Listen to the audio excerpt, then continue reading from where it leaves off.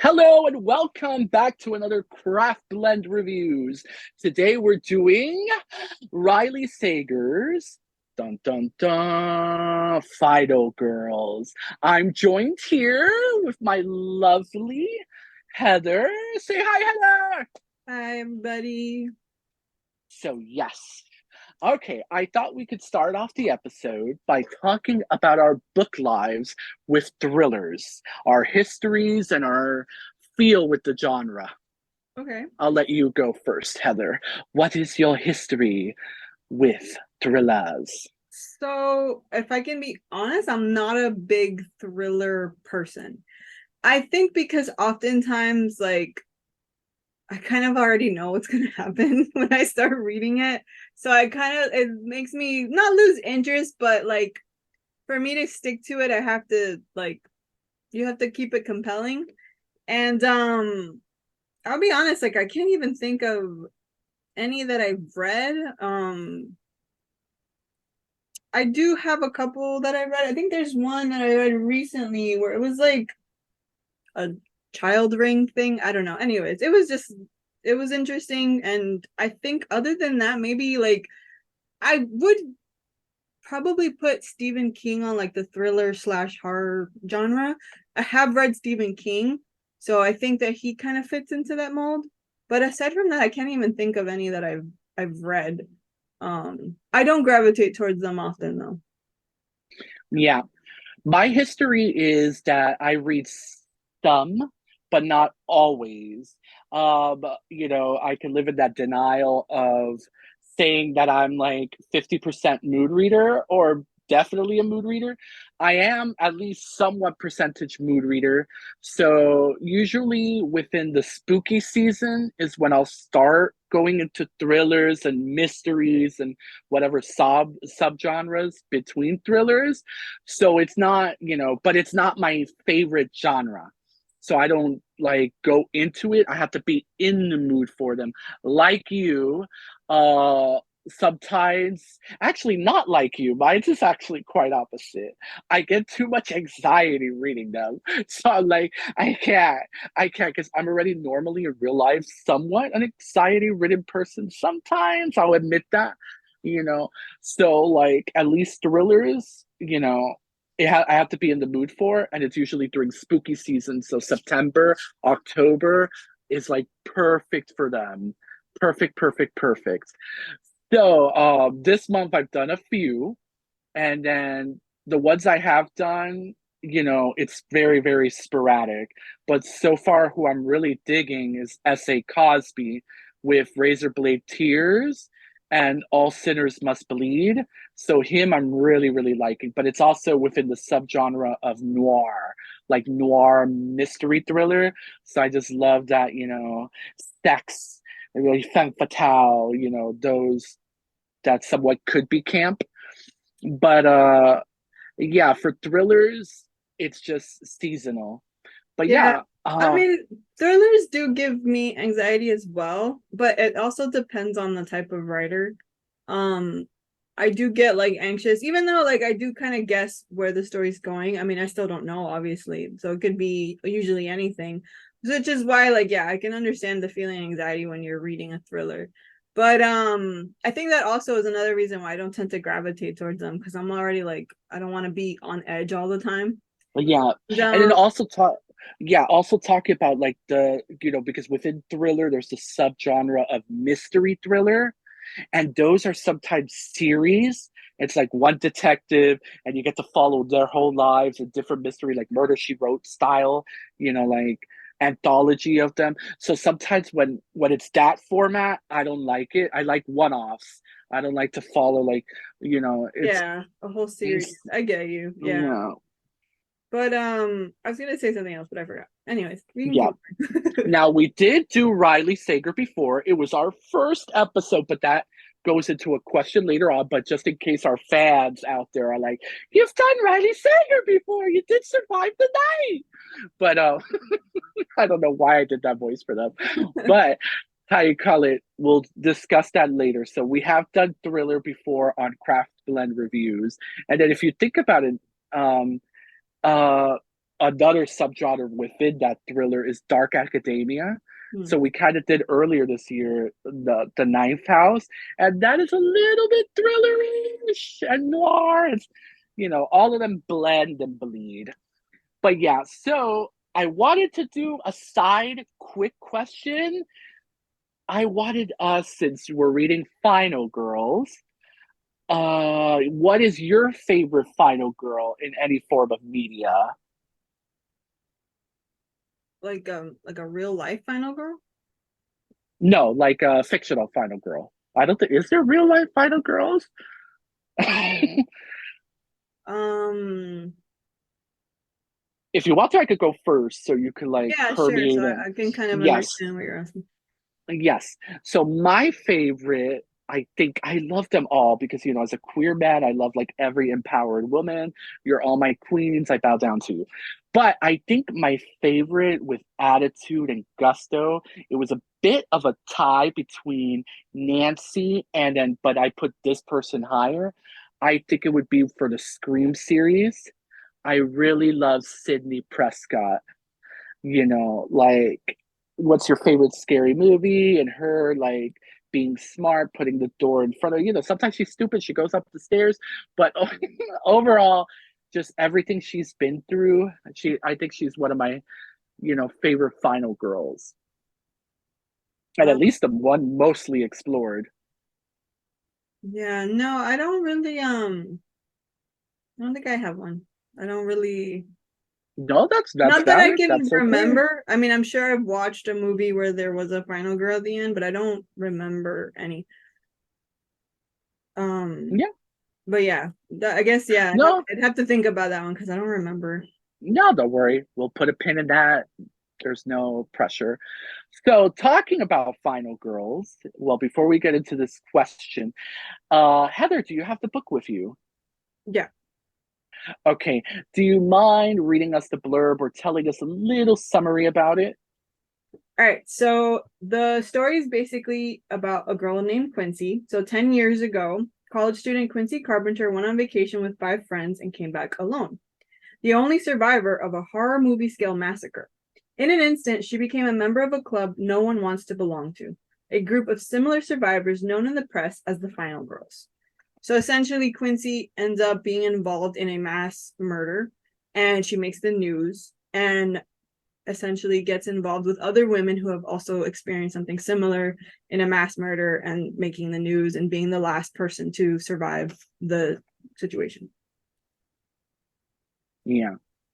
So, let's get into it. We're going to talk about our main character first and our feelings with that. How much did you want to fucking slap Quincy in this I story? I just like struggled so badly with caring about her because I was mostly annoyed. Come I was on, like, pop off. I'm supposed to love her and care for her and hope for the best, but half of the time I was just going, why are you so stupid? I don't know. She just made the dumbest choices. And like half of the time, like if she was just honest, she wouldn't go through the stupid shit she went through. I, I just remember half of the time going, Quincy, what are you doing? Why are you doing that? I tried to think about it. Well, if this is a horror movie, we do that, right? We'd be like, oh my God, don't go into that room. And they're going into the room with the killer. But like, it wasn't even that. She just kept making the dumbest decisions, even in her social life. I just found myself really like trying to care about her and like her happiness. But half of the time, I was just bad. Yeah, I guess it's because also we get the trope with her of a amnesiac, a protagonist that doesn't remember. Yes. So that's where I was already scared because I'm like, is she reliable as a narrator? Are we gonna like her? Like, I was so scared because that's my least favorite trope in any freaking genre is a narrator that's not reliable. Like if it ends up being them and their mind and nothing was important, nothing ever happened. So I was scared of that with thrillers because sometimes that's the big twist. Thankfully that doesn't happen. We'll talk about that later. but at least I agree with you. Quincy, I was like, why are you doing these decisions? It's like you want to die. You want to fucking die. But Yeah, it then was just again, go ahead. I could kind of see it in a weird, like, even though it's been a decade, but not that you should get over any type of massacre, but maybe it's part of like it's been 10 years, maybe in her depression and her loneliness, because she does talk about loneliness a lot, that it's making her do those stupid decisions because she wants to have human connections. So I can somewhat understand those stupid things, especially when we go into our next question, because toxic relationships and shit. Yeah. But yeah, but at least with Quincy, it was up and down, girl. But it was mostly like, what the fuck, girl? Like, if I was her best friend, I would slap her. I would be I like, not slap her, but like no, figuratively. definitely. I Yeah, definitely found myself very frustrated with her.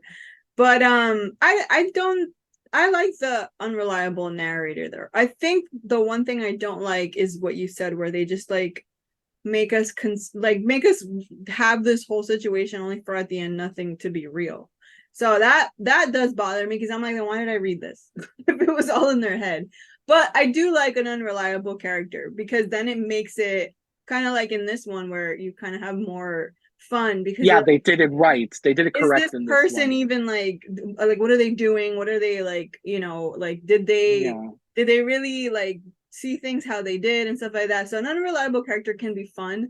I do hate it though when they just ended at like, oh, it was all in their head, because then it's like, come on. yeah, Another like that's what I was gonna tell you, that another movie that I really liked, I don't know if you ever watched it, it's called Identity. It is that trope that you were saying, that it's all in his head. But the reason I like that movie was because I think that they did that in his head thing really good. So I don't want to give away the ending because the ending is actually super, like it's a big twist. But I think they did that part really well. So yeah, it's a hit or miss with that specific trope. yeah. Well, Quincy is our main character, but there also seems to be a second kind of main character, even if it's like supporting, but she is in a lot of most of the scenes, and that is Sam. Right. And yeah, and then what were your suspicions and your feelings of the toxicity of the relationship?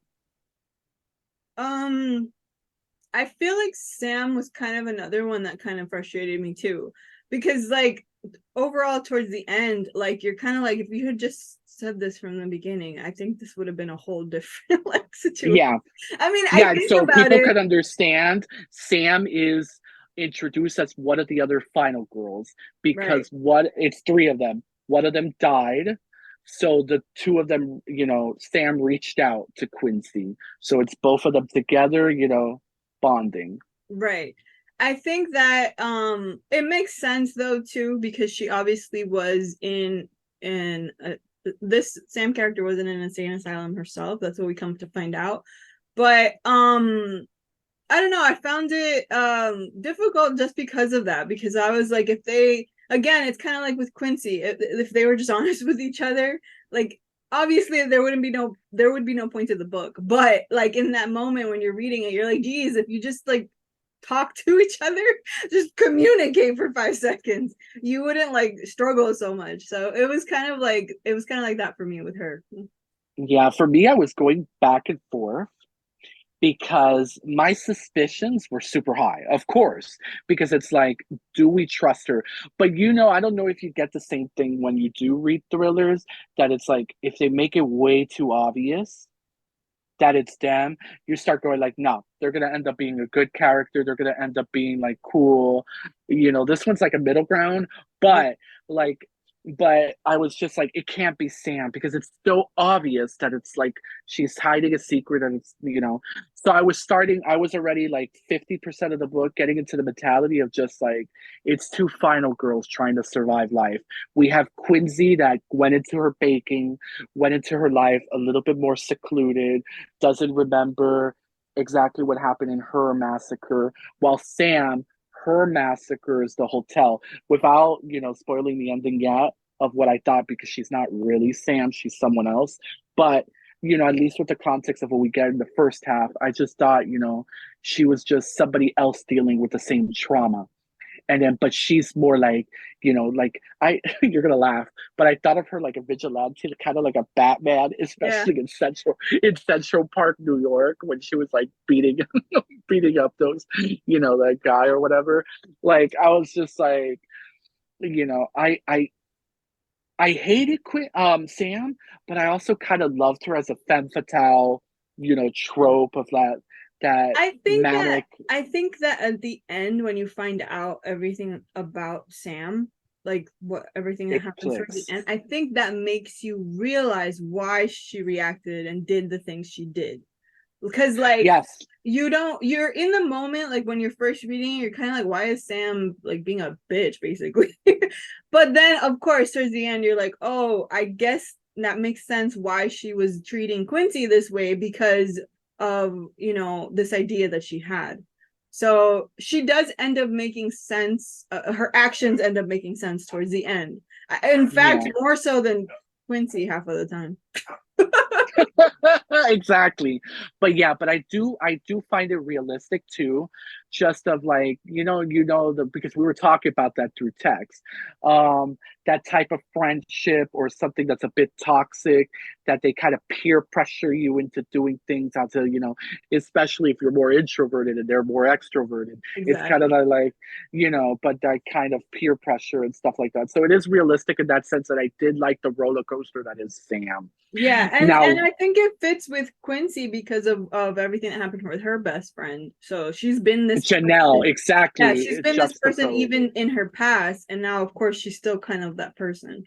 Yeah, she's still like, easily manipulative, or you go codependent. She could become She could become, yeah, codependent. and she's easily goaded. Like you could just get Yeah, her, like if you just like she's the type of person that if you tell her she can't do something, she's gonna want to do it just because you told her you can't, that kind of thing. So she's yeah, easily like influenced in that way. yeah. Now we'll jump into other characters briefly. The side characters, any of them, Lisa, Jeff, Coop. Also, I wanted to discuss the media and its role on the story. But first, we'll go with any side characters that jumped out to you. I'll go first. One of the ones I really liked at first a little bit was Coop. I won't spoil the ending or anything, but I really liked him. I thought he was like gentle and kind at the beginning of at least the first half. And I was like, oh my God, what a sweet, cop man and stuff like that. Jeff, I hated. Jeff is Quincy's current boyfriend that lives with her. He just like, I think he just gaslights her. And I think he's just like, he's a dick. And then he's a lawyer too. And then, well, let me not go into lawyers. But yeah. And then Lisa, I really enjoyed the brief. I wish we had more. I know later on we get like when we explore her house, we get more of her. But I would have loved a book on Lisa and her, because she was like the final girl who was the most optimistic and cheery and trying to get her life put back together. And she kind of solved everything and was trying to warn Quincy. So Yeah. unfortunately, she's the one that gets at the beginning of the book. So like Lisa, I really, really enjoyed. And then the supporting cast of within the flashbacks of Quincy's life, they were justifiable. Like they were good enough. Especially Janelle, I could understand, to that juxtaposition to Sam later on, that manipulative best friend who like loves you but hates you. But how Yeah. about you? Any characters stand out? No, I think I kind of agree. I mean, I didn't particularly dislike Jeff. I just found him to be a little like more focused on moving on. And I could kind of understand that, but then also like I think I had put myself in his shoes and I don't know if I had a partner who went through that, I think I would be a little more sympathetic. But Yeah, especially that Lisa just died, one of the final girls. exactly, So yeah. it's like, He is a little like standoffish in that way where emotions are kind of like, he can close them off, I guess. I didn't dislike him so much. I just kind of assumed that like this was gonna be the guy that she like thinks she loves but she doesn't. And then Coop, yeah, at the beginning, you know, you kind of like him, but I think that is where I turned suspicious right away because I was like, I like this character, and the other characters are so easily hateable that this is making me want to like steer towards. Yeah, you were getting there. You Yeah, when you were texting me because I finished the book slightly before you. yeah, When you were like, I was like, I had to stay quiet. I was like, yeah. No, like I like even at the beginning, I already knew Sam wasn't Sam, and then I was also just like Coop's like ability is where I was a little like like I kind of understood what was gonna happen. I wasn't 100% though, so that's definitely I think that in essence like he did that really good because even though I thought it, I wasn't 100% sure. And then yeah, I just kind of found it like I don't know. In those flashbacks with Quincy and her situation with her friends, I was like I don't know, I was a little like torn about that. I think because of how Quincy handled it and like I mean, I guess it's never happened to me, so maybe that's why I don't get her the way she reacted. But at the same time, I'm kind of like knowing myself, if I was in that situation, I wouldn't have put myself in that kind of, you know. But anyways, um, yeah, we just me and Janelle, you are the person, the type to just leave the yeah, situation. We wouldn't Janelle, murder our exactly. friends. But I'm hoping you wouldn't murder Heather. Is No, what are you trying to exactly. So say here? like, I'm definitely more the type of person that if I'm hurt, I'm just gonna walk away from you. I'm not gonna like stay around. So Yeah. like, and I'm not gonna sit and harbor resentment where I That's why I couldn't like we could just jump to our next question because it bleeds into it, which is our first guesses and of the mystery. And did we ever suspect Quincy herself? To me, that's where I kept going. I'm like, I really think this bitch is crazy. I think she's the one that killed all her friends. I really, really think she had I kept thinking that. I didn't think of Coop or Jeff or anybody else or Sam. I thought was really Sam, you know, until maybe 80% in. But yeah, like for me, I was like, I kind of liked it at first because I'm like, oh shit. It was like instead of having somebody there, it was kind of her. But then I was like wondering how she would have done the two knife punctures. So like, you know, yeah, because they do follow, not they follow, the group of friends in the flashbacks, they allow a stranger into their birthday, Janelle's birthday party yeah, bash at the cabin in Pine Cottage. So that one I was like, it's too obvious if it is him, like that they let, because that would have been like the cliche of like, they let the person in. I was getting a little nervous because it's always like the mental institution, and somebody who's mentally unstable. Like I was like, I hope it doesn't go there, but it didn't go there. yeah. I think But that I think again, like in the flashbacks with the cabin, it wasn't just more instances where I wanted to slap the shit out of Quincy. Just the decisions that she makes were just so very frustrating. And like then yeah, on top of that, like that anger that she exhibited, I don't think I yeah, ever thought it was Quincy herself. I just figured I figured there was something she had wasn't saying, but like I didn't think it was Quincy herself ever. yeah, But I she did, was 19, right, huh? at the time of the massacre. 19, no? I don't remember. Yes, she's 19. But She's 19. And then but what the situation is that her best friend Janelle fucks her current boyfriend. Are they boyfriends? Yeah, yeah, they they're are. It's dating. just that they're dating. It's just that she still has her V card. That the Right. stupidity of the early 2000s, late 90s. Yeah. Yeah, and then of course, like, they do make those characters like kind of hateable in that moment. So I did like that because then like even at that moment, like even though I wouldn't have reacted, I think, particularly that way. Of course, it's gonna hurt. So you do kind of like end up disliking those two characters, and then like realizing like what she must have been going through during the time, how angry she was and everything like that. But I think that the flashbacks, yeah, I think that they were really well done, right? Like I think that it definitely kept you kind of like even more into the story because you wanted to know what was happening. Yeah, the structure of the journey, like slowly getting bits and pieces and flashbacks of the Pine Cottage incident, it really enhances the story. Like whenever, and then I hated that they were so short. When we get the flashbacks, I wanted to stay in it longer, but it's just as good because it's bite-sized thingies. So like I also dug that we got like twists and turns within the flashbacks too, and Yeah. the memories. I didn't Now, quite I didn't quite hate them as much. I found them really realistic and believable. right. um, I did like some of that. Like I like the stoner. I like Beth and her just chilling there at the house. Janelle being that manipulative best friend. That hot girl. But she was kind of like, hurry up and fuck him because if not, I'm gonna fuck him. Attitude. Like, you can kind of see that. And like, Yeah. I did like their bonding. When she's like, is it gonna hurt when I do it for the first time? I I don't know won't why I'm lie. giving them that one. I won't lie. There was a point where it was a little exhausting that we were getting so little at the time.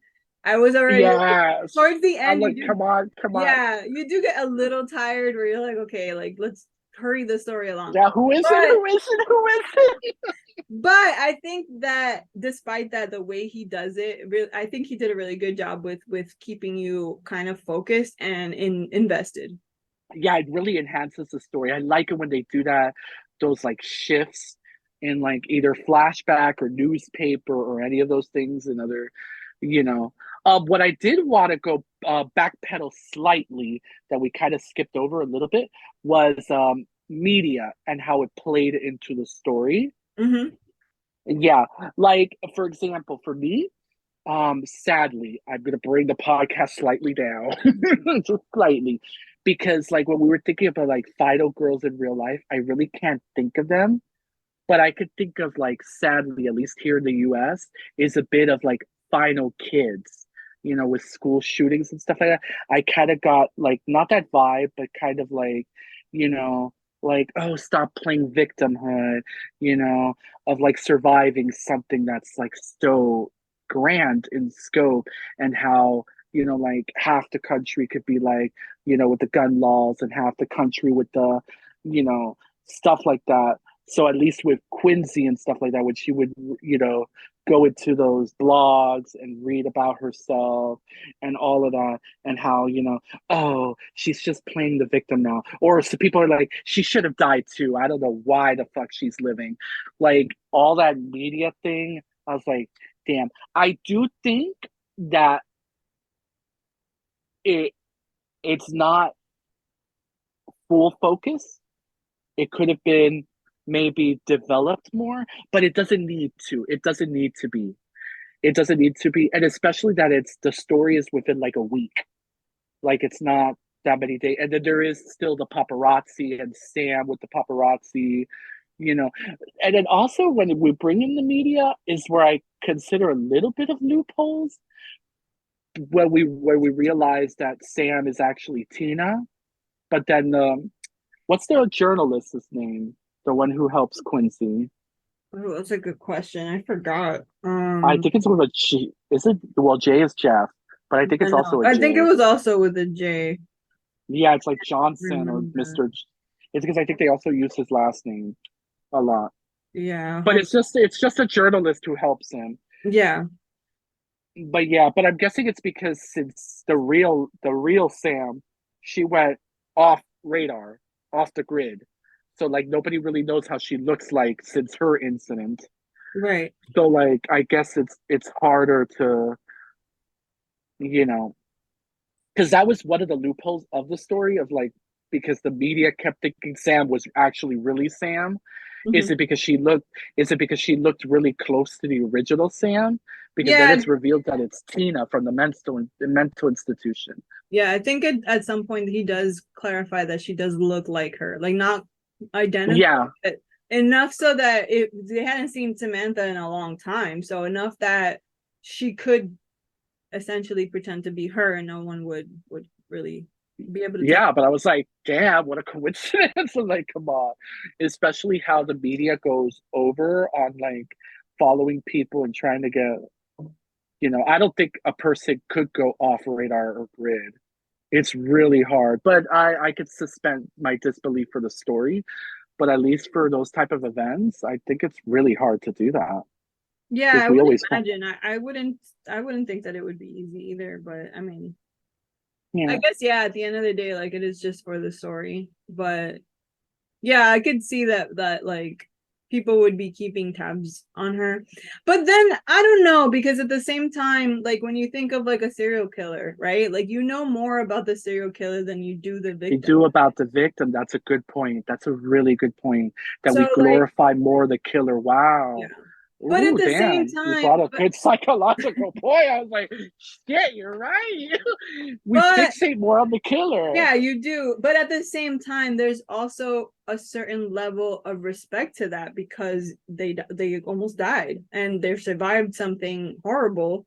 And like, you know, you like let's say like when we talk about those true crime podcasts and stuff, right? Like they focus more on who what the killer was, what happened, everything like that. Because at the end of it, if you have a survivor, like you don't want to keep tabs on them in that way. Like you Yeah, don't and want to be like, unless re-traumatize you're them. crazy, you don't want to re-traumatize them, and you don't want to like keep tabs on them in that way. Like, oh, what is she doing now? Like I would imagine you wouldn't want to do that anyways, because they already suffered through something. So there's that weird, you're in a weird middle place there, because once, yeah, the serial killers tend to be glorified, but then on the other hand, I don't know that a victim would want to be on the page all the time, you know? Yeah, yeah. So yeah, I guess we backpedaled a bit, unless you have something to add on media and it's like influence in the story. No, I mean, I think that I think yeah, he does a good job with kind of expressing how the media can derail things and make things more difficult for the survivors. Especially with like giving away her location and things like that and whatever. And like before we knew what actually happened, her having had like threats sent to her, you wouldn't want people who were threatening you to potentially know where you live, right? So those situations do happen in real life, and that would be, I think he does a good job focusing on that. But I do like also that he explores how it can be helpful too for the media to be involved in certain ways. So I think yeah, like I think that he shows both sides of that coin a little bit. Yeah. So we're gonna jump into our favorite twists and turns, and then overall our thoughts on the ending reveal. So I'll let you go first. What were Um your favorite twists and turns? Where were you? Were like, oh shit, the pedal to the metal of the story. hold on. Man, you know what? I'm still trying to find that guy's name. Anyways, Oh, the so journalists, we don't care. so the twists and turns that okay, so I think I told you. I'm trying to recollect my thoughts on that. Um Yes. Who did you ultimately think it was first? Like really quick. oh, You always thought. no, I didn't always think Coop. I did eventually think that maybe like Jeff was involved, or maybe Me even too. even like I said, Sam, maybe she was involved because she like was traumatized. You never know, right? But I did have those moments. But I think for me, um Coop was always on that radar, where like it's probably one of Me the guys. never, except one instant for 2 seconds. No, I thought it was one of the guys for sure. I was like, whenever whenever a character is super entrenched in that main character's life like that, it usually means one of them did it. So that's where I was in my head with that. I think that's the part that cemented it for me was at one point he goes to her, "Oh, I'm just so alone in that house, and half of the doors that are in my home, I haven't opened them, and I just sit there alone." And I was like, this guy's Yeah, he something's was wrong too with him. much too much pick me energy. Yeah, I was like, "This something's wrong with this guy." And Yeah. what I really liked was the situation with Tina. Like, so we end up finding out that Sam is actually Tina, and we end up finding out that Sam isn't Sam. So she's not the real Sam. She's someone else entirely. Um, like I had told you before, I kind of already knew that at the beginning. Like I was like, this isn't Sam. But I think the thing that I really liked was Tina's involvement. I really like that twist was fun for me because it again it did like what you were saying, not it didn't paint the people who insane asylums to be horrible people. I thought that was really good. And then on top of that, you see the reasons like why she's traumatized or why she's a little nuts because she went through all of the what she went through. And Yeah. then, her involvement with everything, it does kind of like it just added so much for me. That's the part where I was like super like I was reading, and I really enjoyed learning Tina's situation and then why she did it and what her involvement was. I really liked that. Yeah. Yeah, I really did like that too. At first I was feeling it nervous because some of the flashbacks at first they're talking about like Native American bones and the Native Americans killed people in that cottage and I was like, ooh, why are we going with that 80s, 90s like trope? I don't like that. Like, come on, Native American spirits and stuff like that. So, but that was just the stupidity of the teenagers being 19 and it was the time. But it was none of that. They didn't take it to that supernatural level. And then the mental institution, when they brought that up, I was nervous too. I'm like, why do they always have to make it like mentally unstable people? But I did like that twist of that, that sometimes people who are in those institutions are final girls themselves too. They Yeah. have trauma they had to deal with as well, and they're just as important, you know.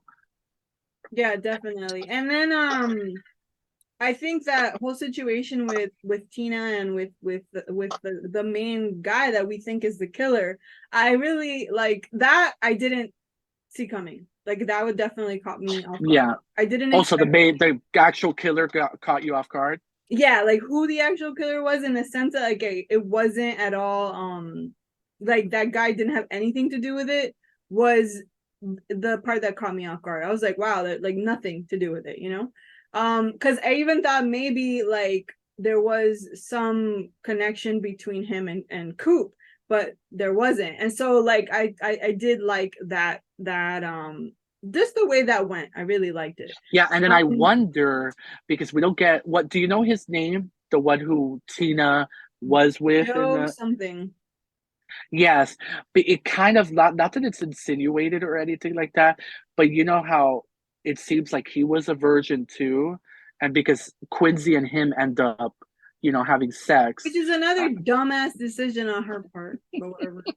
I know, stupid. Like, God, she waited so long to like not do it with Craig at the end, and then she does a stranger. That's Like, what I'm okay, saying. I'm like, how do you want to? Yeah, I didn't get it. I didn't get it because I'm like, you said you Baba, wanted it to be it's that special. it's that competition girl on girl. You could probably answer it more. That girl on girl, like, No, not at all. I had friends who lost their virginity way early, and I did not care one shit. So I don't know about that. I didn't give a shit about anything about that. So that didn't make sense to me. I'm like, if you wanted it to be yeah, special and you wanted Craig to be, but then you do it with some random guy, that didn't make yeah. sense. No, we're the same. We're the same because I actually had that. I actually, well, let me not go too much into real life, but I had a similar situation where a close friend of mine did go out with somebody I liked and then did that bitchiness thing that Janelle did. So I'm like, but I'm not gonna, I didn't kill them or I just cut out of my life because they're toxic people. Exactly. Um, But there was yeah, another instance where, like, Quincy, if you just fucking said this from the beginning, like, yeah, say it. Like, you could have easily said, oh, yeah, you know what? The issue is this, that we were all at a party. That guy came over. We thought he was chill. I had sex with him because I got drunk, or make it up. I don't know. I had sex with him. That's the part I don't want to tell anybody. And then move on from yeah. there. But I guess it's because it was to maybe insinuate that Quincy has some darkness in her. Because at first I thought it was her who killed all her friends when she's holding the glistening, butcher knife from the kitchen in the forest or whatever. It Yeah. insinuates that she's going to kill Janelle. But then that guy is like, don't. And then that's where the chapter ends. Like he has the knife, and I thought it was going to be him. But to bring it back to the thing of like we find out Tina's origins. Maybe he had similar origins too, and that's what they bonded over. Maybe. That it's kind of someone insinuating. So it makes me feel super sad that Coop just fucking shoots him in the face twice. So Yeah. I was like, damn, Coop Yeah, is no, his death was vicious. very And I sad. liked him at the first half. I was like, damn it. Yeah, Joe's situation was very sad because like you end up finding out that he like literally had nothing to do with it, and it was just really like it was just sad. Yeah, but then like Yeah, but like I said with Tina, like and I think that I liked so much that Tina was like the type of friend that was like, my friend wouldn't do this shit, I'm gonna go find out the truth. Like she was just like, yeah. no, he couldn't have done this, he wasn't that kind of guy. Like that was really sweet that she was just like, I'm gonna find out the truth for Yeah, Joe. because she probably knew his origins because they bonded in the Yeah. institution, and she was like, "My God, he wouldn't do that." Like we went through the Yeah. same things, and yeah. But yeah, what I did not think it was Coop. It was so weird that even when he ghosted her, I was like, "Wow, he's just a you know a he's a bitch." Like it's like Yeah. wow, that's fucked up. And I can't believe Quincy fucks him too. I'm like, Quincy, who are you not gonna fuck? But that's what I'm saying. How do you go from wanting it to be special and now you're just having sex with whoever? Oh my, his blue eyes, his But baby Quincy's arm. decisions were ridiculous sometimes. But anyways, I really did like then why we find out that Tina egged Quincy on at the park. Because I thought at the moment, like I did have a snap thought where I was like, why wouldn't she just tell her the truth? But then Tina seeing her beat the shit out of this homeless guy, because she ends up beating up a homeless guy in a park, like made her think that Quincy was the killer. So she had already had the idea that Quincy was the real killer, not, Joe. Yeah, So like I did it did make that situation make sense for me, because I yeah, was a little like annoyed at Tina for that. But then like it made sense that I was like, oh, okay, like, yeah. And Sam also almost fucks Coop. I just remembered. oh my I'm god, like, my yeah. God, all the final girls have fucked Coop, and that's what turns Coop on. That like freaked me out a little bit. I Ah, but mean, I hey, that's I that's know, but I guess it's that psychology. power, that weird power fantasy of like fucking your your not helper, your survivor, your like it was just so weird. But I can understand the femme fatale of it, like you know. But yeah, those are our favorite twists and turns, which is mostly in the back end of the book, towards the Yeah. 75% mark. Like just like I did not expect it, and that ending reveal of Coop, I was like, oh, I was starting to feel it a little bit because the only person she texts for safety, Quincy, Was is the Coop. So I'm like, oh my God. But I was thinking of like, oh my God, hurry up, Coop, save her. Come on, save her. Stop Yeah. being a But stupid that's idiot. exactly, yeah.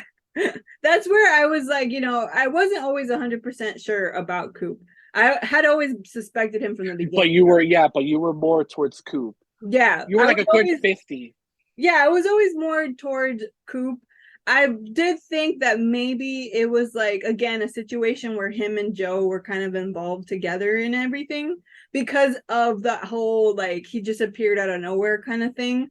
I remember, I think, I can't remember though, correct me if I'm wrong. I do think at some point they say that Joe escaped and that's why Coop was out there.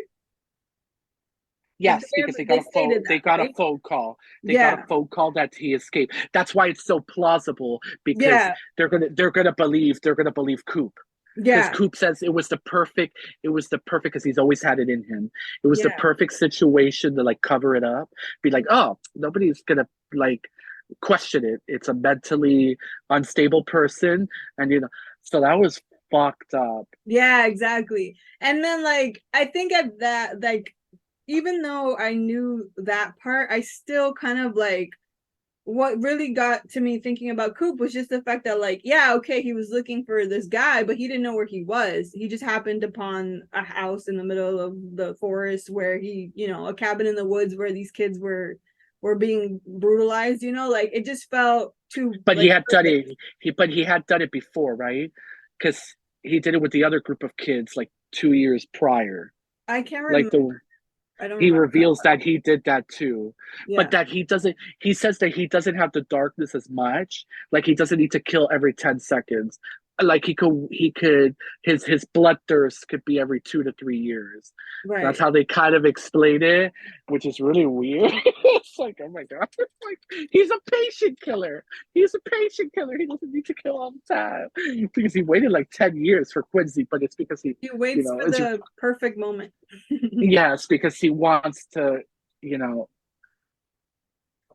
fuck them first. Like, because it's also revealed he killed Lisa. Yeah.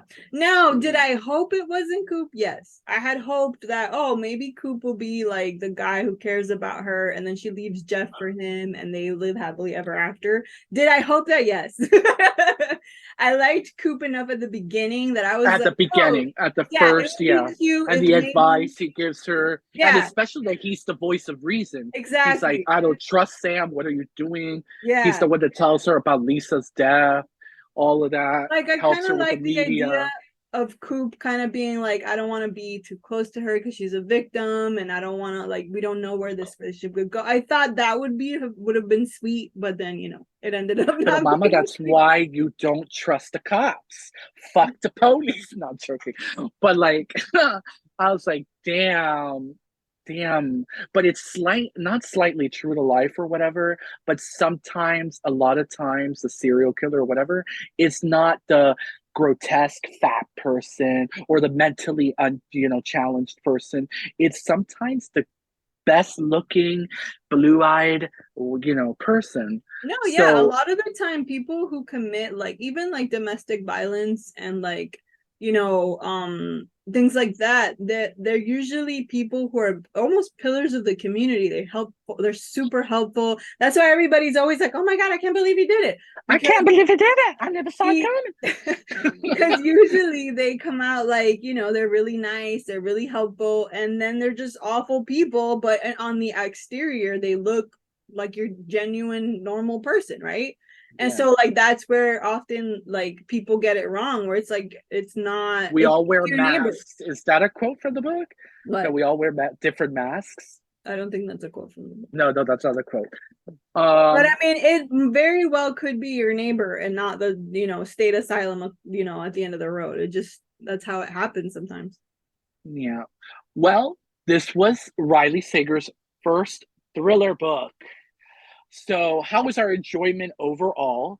Especially stacked with our first episode, Mama. Our first episode like 2 years ago. Survive the night.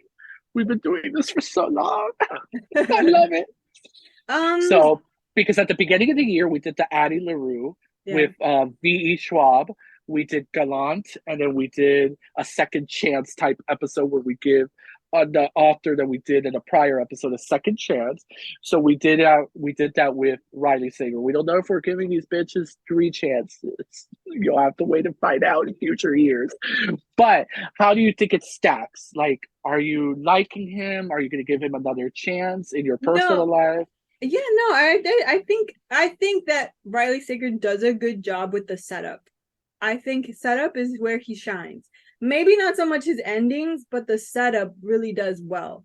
I think that even in the other book, I think the only thing that was disappointing was that ending. But in reality, like most of it was entertaining. You kept kind of wanting to know what was happening, it's the same thing with this book where I was invested. I wanted to know what was going to happen to the characters. I wanted to know what was going on. I kind of thought things, but then I wasn't sure because something else happened. I think he does a good job. I think when it comes to writing and setting up the story, he's definitely on top there. And to be frank, I feel like thrillers, especially nowadays with so many on the market, they're kind of hard to really get you because you kind of already know a lot of the thriller tropes. So it's kind of like I don't know any thriller where I've really been like, oh my God, by the end of it. Like, I can't believe that was the ending. It doesn't generally happen for me. So when I do read a thriller, I'm always just kind of like, I Yeah, I just kind of see that like, it's just fun for me, just a story, a journey. So the journey is more important to me than anything else because it'll always for me, I think it'll always end in a bit of a trope anyways. So like a thriller anyways. So I think that Riley Sager definitely like his writing style, his setup is the reason why I would keep reading his books for sure. yeah. I really love his camp. Like it's not super camp. It's like a 10% camp, but he has the way of writing characters to be a bit like fantastical slightly, especially when you feel like Survive the Night.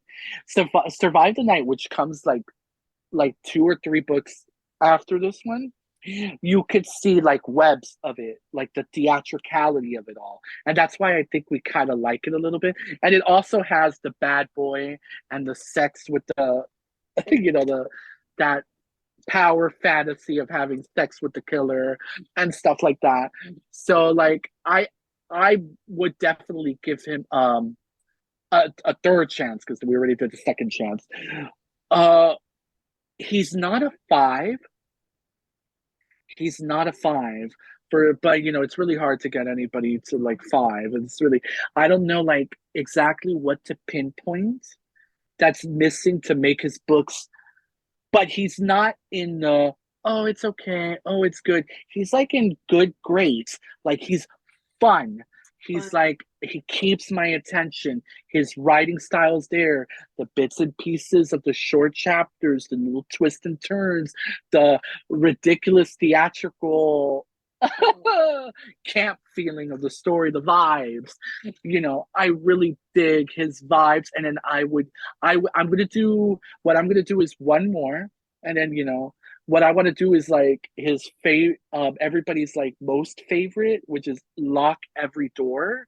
Okay. So eventually I'll do that one to see, he's not one that I shelve because sometimes I'll shelve an author after two or three if I'm like, oh my God, the writing is a little bit juvenile, or I'm not digging the way he writes dialogue or she writes dialogue. So I shelve them. I'm like, you know what? I'm not going to give them until a few years later if their books like start getting like more recognition. They're like, no, that person changed.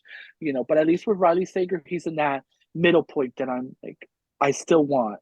Like he's a good snack. I know for sure. I definitely think that he wouldn't be like someone that I think I would buy every book or anything like that, but I would be interested in like his next books to see what he comes up with and things like that. I think he keeps you interested enough in that aspect. And I think like in this Exactly. one, it kept me on the edge of my seat. So I mean, in a thriller, that's what you want, is to be kept at the edge of your seat, for them. Yeah.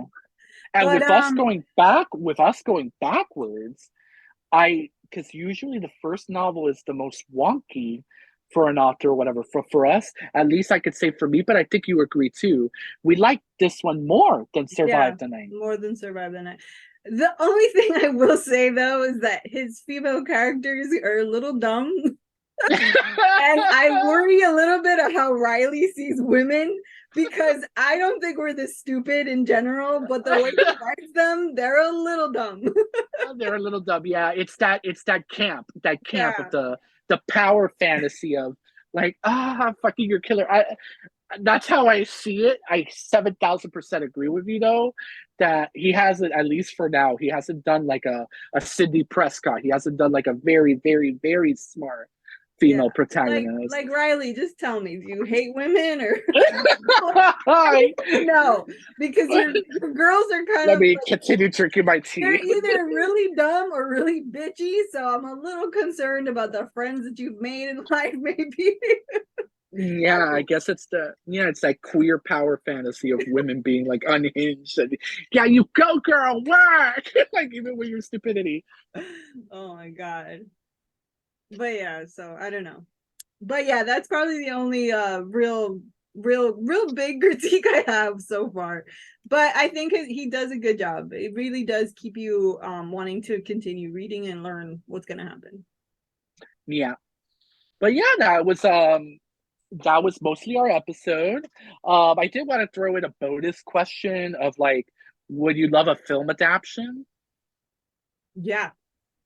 I would too. I would see a film adaptation. It would be really, really cool. If they made this one into a movie, I think that would be so fun. Yeah, for sure. I would love to Yeah, see it play out on screen. And I think the way that you were saying that he's very theatrical, I think it really works with that medium as well, a film medium. yeah, I think that you can translate this book into film very easily because he sets the exactly. With the scenes really well. flashbacks, He yeah. sets the scenes really well. Everything really like works It out. could also it could also be a mini series, like a That would be six cute. episode, yeah, like a 6 episode TV movie that we get like bits and pieces and stuff like that. Yeah, I could see that, and it would be fun to have some of his film. Even Survive the Night would be a really good like TV movie. Yeah, He's good in that middle ground where he's not trash, but he's not perfection. But yeah. yeah, And but yeah, like I said, for me, I think thrillers in general always leave me a little dissatisfied at the end. I don't think I've really yeah. seen, I get so nervous. Yeah, yeah, I really haven't seen they like too have to many land the thrillers. ending. Yeah, and I haven't really met any thrillers that I have felt like I felt satisfied at the end. I always feel a little like, eh. Yeah. The reason I'm loving S.A. Cosby with his thrillers is that he brings a different viewpoint, which is like, people of color Mm. and, black characters and in thrillers and stuff like that. So it's a unique voice, Yeah, definitely. other. So I highly recommend to you and everybody here, viewers, I really love Razorblade Tears and then The Sinners Must Bleed. Super highly 5-star recommended thrillers for me. Yeah, no, you sent me like a couple of snippets, and yeah, definitely he seems like they seem like a good writer. So yeah, I'll definitely probably pick up one of theirs. But like I said, for me, like I don't gravitate constantly to thrillers. Towards thriller, yeah. But if it's a 5-star, it's and recommended, like it's one that, yeah. I currently started one, which is everyone in my family has killed someone, Mhm. and that one breaks the fourth wall with the narrator. So that one I might give you the first pages, so you could be like, oh, how funny. But I can't recommend it because I'm not done with that one. Okay. But yeah, guys, that was our episode. Yay, Riley Sager's Final Girls. Yes, and it's a great way to kick off the spooky fall season, especially that next month. It's my birthday month. It's October, and we're gonna have a special for you guys. It's a two book special. I love it when we do those episodes. We're going to do monster classics. We Yay. are going to do Mary Shelley's Frankenstein and Bram Stoker's Dracula. But yes, it's going to be Yay. a great episode, and I'm looking super forward to it. And yes, so till the next one, guys. Bye. Bye.